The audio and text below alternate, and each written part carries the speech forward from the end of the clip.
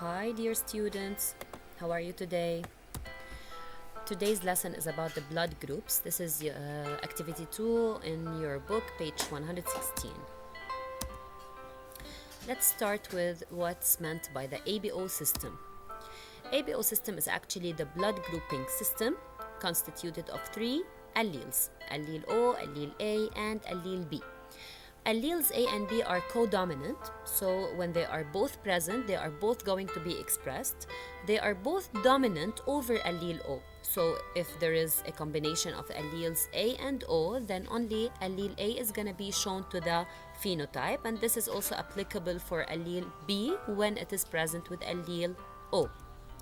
These alleles code for enzymes which can either fix or cannot fix a sugar to substance H on the surface of red blood cells. This is because we discussed earlier that the surface of the red blood cells has antigens. These antigens are actually made up of a substance known as substance H and a sugar which is actually present in the blood groups A and B, and it is not present in the blood group O. This is because of the allele O, which is coding for a non-functional enzyme that cannot add this sugar, and this makes the individuals with blood group O lacking antigens on the surface of their red blood cells. Usually the surfaces of red blood cells are characterized by the presence of glycoproteins. To remember that glycoproteins is a mixture of a protein with oligosaccharides, which is a carbohydrate. These glycoproteins are definitely different from one individual to another, and they are what determine the blood group of the individual. They constitute the antigenic determinants of the ABO system. The blood antigens are also referred to as the agglutinogens. So whenever we want to say agglutinogens, we mean the blood antigens. These are antigens A for the individuals having blood group A, or antigens B for the individuals having blood group B. So the terminology agglutinogen means antigen for blood. Antibodies also have another naming when we're talking about the blood antibodies, and this name is the agglutinins. So when we say agglutinins A, this means antibodies of type A. When agglutinins or antibodies and antigens or agglutinogens of the same type bind together, this reaction is known as agglutination reaction. Take a look into this document. It is showing a red blood cell of type A having antigen of type A, and this is a red blood cell of type B showing the B antigens. Of course, individuals having blood group AB have both types of antigens, the A and the B. And individuals having blood group O, as you can see, have no antigens on the surface of their red blood cells. If we're having a positive blood group, then besides to the antigens that are of type A or B or both, we also possess specific antigens known as antigens D or rhesus antigens. The presence of these rhesus antigens makes our blood type positive, and the absence of these rhesus antigens or antigen D makes our blood type negative. So if you have antigens A with antigens of the rhesus, then your blood type will be A positive. But if you have, let's say, the antigens of type B with no rhesus antigens, then your blood type will be B minus or B negative. If you take a look into this document, you can notice the presence of substance H. This is what substance H looks like, and it is present with no added sugar on the red blood cells of type O. On the contrary, for blood type A, in addition to substance H, there is a sugar which is different from the sugar present on substance H for the red blood cells of type B. And obviously, the individuals having blood group AB have both types of sugars attached to substance H, so they possess antigens of type A and antigens of type B.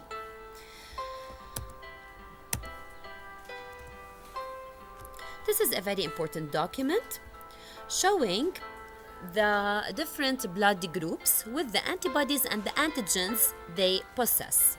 So if you have a blood type of type A, then the antigens on the surface of the red blood cells are of type A.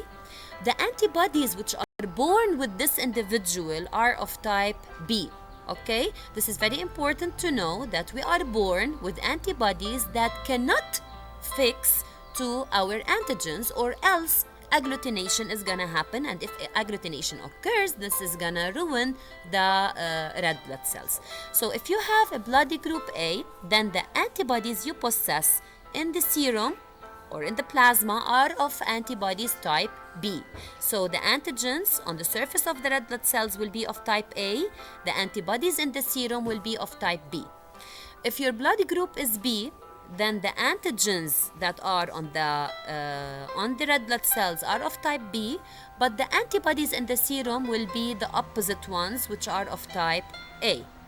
For individuals having blood group AB, they are going to possess both types of antigens on the surface of the red blood cells. So they are going to notice the presence of antigens of type A in addition to those of type B. And of course, their serum or their plasma will lack any type of antibodies, because if they have any type of antibodies, agglutination will occur, and this is not supposed to happen. Individuals having blood group O, as we said before, they only have substance H with no associated sugar, so they have no antigens. None of the antigens is present on the surface of these red blood cells, and in their plasma we can find both types of antibodies, antibodies of type A and antibodies of type B.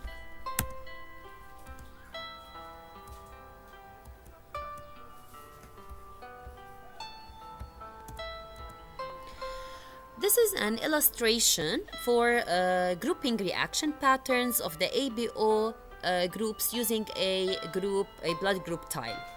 So if we want to know, if we want to do the test to check out what is our blood group, we simply puncture our fingers to obtain, after sterilizing them, to obtain few drops of blood. After placing the drops of blood on a microscopic slide, we can simply add antibodies, known antibodies. The antibodies of type A, for example, once they are added to the blood group, if you see this reaction is referred to as agglutination. Agglutination, which means that the antibodies of type A are bound to the antigens of type A. Remember that you do not know what is your blood type. You only have this blood group, and you are placing a well-known drop of antibody A in this case. When you notice the appearance of this reaction, which is the agglutination reaction, you will definitely know that on the surface of these red blood cells, there exists antigens of type A. When you add to another blood group obtained from the same individual, of course, antibodies of type B, and you obtain no agglutination reaction, you will directly know that this blood has no antigens B, and you will directly know that the blood type is A. To know if the blood type is of positive or negative rhesus group, you can simply also add a third drop of blood and add to it antigen D. If agglutination occurred, then you will know that antigen D exists with the antibody D. It has made the agglutination reaction, and in this case, you will know that the blood type is A positive. This is also applicable to other blood groups. If your blood group didn't show any agglutination with antibodies A, this means that there are no antigens of type A. When a reaction occurs with antibodies B, you will directly know that antigen B was present, and this has led to the agglutination, so you will know that the blood type is B. If agglutination reaction occurred with both antibodies A and B, then you will know that both antigens existed on the red blood cells, which means that the blood type is AB. And if no agglutination reaction occurred neither with antibodies A nor with antibodies B, then you will directly know that the blood type is of type O. Here is the agglutination reaction. This is how the agglutination occurs. It is when the antibody of one type binds to the antigen of the same type. Of course, the antibodies will do these cross reactions in which they can bind to different red blood cells or different cells having the same antigen. This is how we observe the agglutination reaction under the microscope. The rhesus system. The rhesus system, as we said before, is the system that shows if our blood group is positive or negative. An individual is said to be rhesus positive if his or her red blood cells carry the rhesus antigen, which is also called antigen D. If this antigen D or rhesus antigen is not present, then the individual is said to be rhesus negative. The rhesus antigen is called rhesus because it is expressed in all monkeys of the rhesus species. So this is why we have named it rhesus group. Take a look into this important document, which shows the rhesus positive individuals, and we can compare them to rhesus negative individuals. As we said before, individuals having blood group AB should have both antigens, the antigens A and antigens B. If they are of rhesus positive group, in addition to these two antigens, we are also supposed to see a third antigen, which is the antigen D or the rhesus antigen. This is why the blood group in this case is AB positive. For individuals having these both types of antigens A and B, but with no antigen D, we directly know that this blood group is AB negative. So individuals having only antigens of type A with antigens D are said to be A positive or B positive, or if the antigen D is not available, then the individual will be having rhesus negative, A negative or B negative. As for the individuals having blood group O, you notice the presence of no antigens, neither A nor B. The only antigens that exist on the surface of these red blood cells are antigens D, and this is what makes the individual having a positive rhesus group, which is of type O, due to the lack of the antigens A and B. And for O negative blood group individuals, as you can see on the surface of the red blood cells, there is neither the antigen A nor B nor the antigen D, and this is why their blood group is said to be rhesus negative. Red blood cell compatibility table. This is a very important table that will show if the blood transfusion is going to be accepted or rejected. Note that for the blood transfusion to be accepted or rejected, we have to depend on the antigens of the donor and the antibodies which exist in the plasma of the recipient.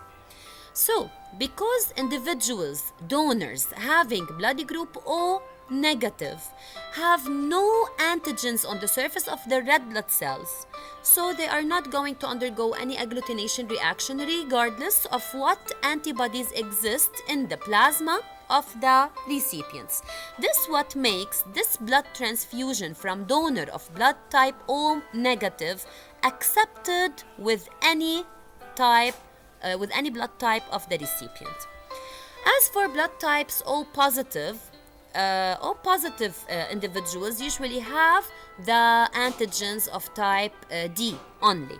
So this is why we cannot give them to any negative recipient, because they are going to undergo the agglutination reaction once they form antibodies D, which will agglutinate the antigens D which exist on the surface of the O positive donors. As for the A individuals, of course, they have on the surface of the red blood cells antigens of type A. So the recipients for example, of type B, you know that the antibodies in those recipients that exist in their plasma is of type A as well. So this is why if we donate blood from a donor of blood A to a recipient of blood B, this is gonna cause an agglutination reaction and the blood is gonna be rejected. So this is why we cannot give the blood group A to any recipient having antibodies A. So blood group O, usually individuals have in their plasma antibodies A and B. So antibodies A are gonna agglutinate the antigens of type A which are available on the surface of the red blood cells of these donors, and this is gonna make the blood transfusion rejected. This is also applicable for individuals with blood group B. We cannot give any blood group B to recipients having blood group neither O nor A because they possess in their serum antibodies B, which will agglutinate the antigens B, and and they are going to possess, of course, antibodies D in case we have given them the blood group and they were of negative blood groups. So as for blood groups AB usually is rejected by every blood group of the recipient except for the AB only, and this is because usually AB donors have on their red blood cells both types of antigens, the A and the B. So since blood group O recipients have in their plasma both antibodies A and B, so this is gonna do an agglutination reaction and the blood transfusion is gonna be rejected. Blood group A recipients also possess in their plasma antibodies of type B, and blood group B recipients possess in their plasma antibodies of type A, which is going to undergo agglutination reaction with either antigens A or B, and the blood transfusion is going to be rejected. The only antibodies which are born with us are the antibodies of the ABO system, that is to mean the agglutinins A and the agglutinins B. They are the only antibodies which are born with us. Because they are born with us, we call these antibodies innate antibodies.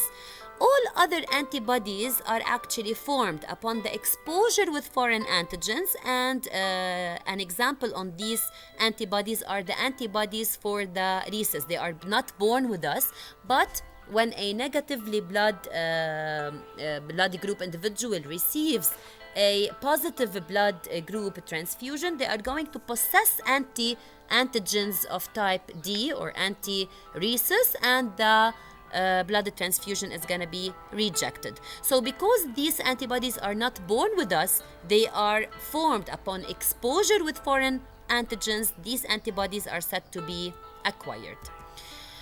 Note that if a mother having a blood type, a negative blood type, and she had in her first birth an individual or a baby with a positive blood group, then in this case usually the lady has to be injected with anti-D antibodies in order to prevent any harm upon her second pregnancy. Because there might be a certain drop of blood which might return upon the first delivery from the baby to his mother, to his or her mother. In this case, the mother will undergo a reaction against this blood group coming from her first baby.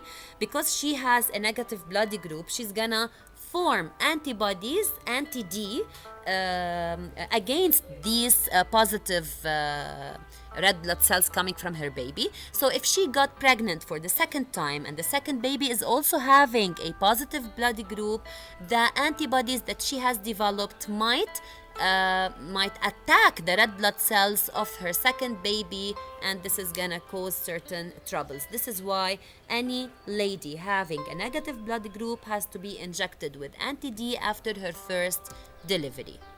I hope that this lesson was fruitful, and if you have any question, I am always ready. See you all.